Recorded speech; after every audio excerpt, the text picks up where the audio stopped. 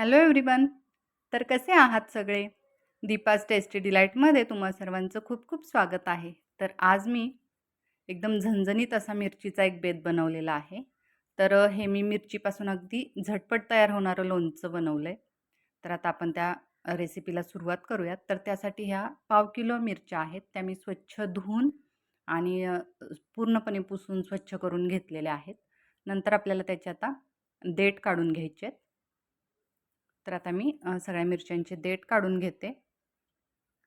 तर आता देठ काढून झालेले आहेत. तर त्यानंतर मी आता त्या मिरच्या थोड्या ओबडधोबड अशा कट करून घेणार आहे.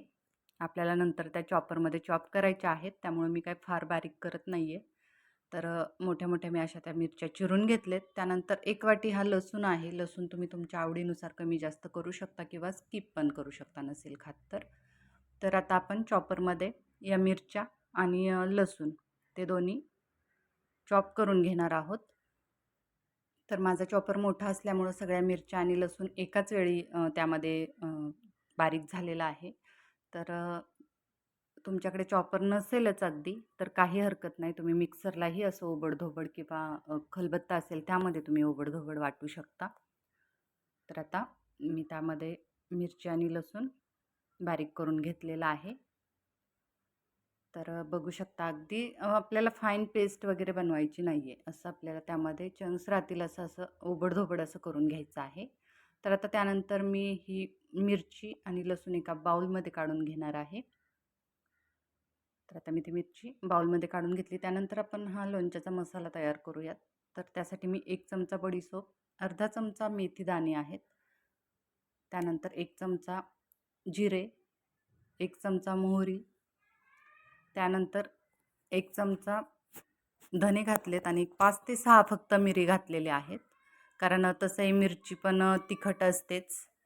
तर त्यामुळं आपल्याला काही त्यामध्ये फार असं तिखट बाकी काही घालायचं नाही आहे. तर आता ते छान मी अगदी लो टू मीडियम गॅसवर अगदी खमंग असं भाजून घेतलेलं आहे. तर आता आपल्याला ते प्लेटमध्ये बारीक करून घ्यायचं आहे. प्लेटमध्ये थंड करून घ्यायचं आहे.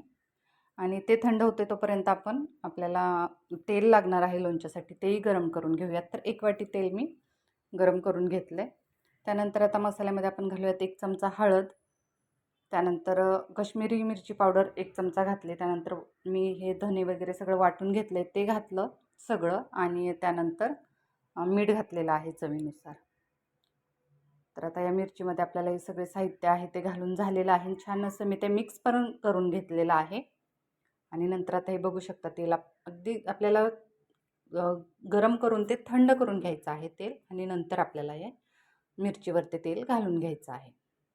तर मिरचीवर तेलाचं प्रमाण थोडंसं जास्त ठेवलं आहे, कारण काय होतं मिरची वगैरे त्यामध्ये मुरते पण छान आणि आपलं लोणचं टिकलंही जातं जास्त दिवस. तर बघू शकता आपलं हे लोणचं आता रेडी झालेलं आहे. तर आता मी ते भरणीमध्ये भरून ठेवणार आहे. अगदी 2-3 महिने आरामात टिकतं आणि अगदी कधी आपल्याला भाजी आवडीची नसते किंवा तोंडी लावण्यासाठी म्हणून खूप छान अशी रेसिपी आहे. तर एकदा माझ्या या पद्धतीनं लोणचं तुम्ही नक्की ट्राय करा. आणि त्यानंतर आपल्याला हे काचेच्या बरणीमध्ये अगदी छान स्वच्छ करून घेतलेली आणि पुसून घेतलेली अशी बरणी हवी आहे, त्यामध्ये भरून ठेवायचं आहे. तर ही हे मिरचीचं इन्स्टंट लोणचं याची रेसिपी तुम्हाला कशी वाटली ते मला नक्की सांगा. लाईक, शेअर, सबस्क्राईब करा. थँक्यू.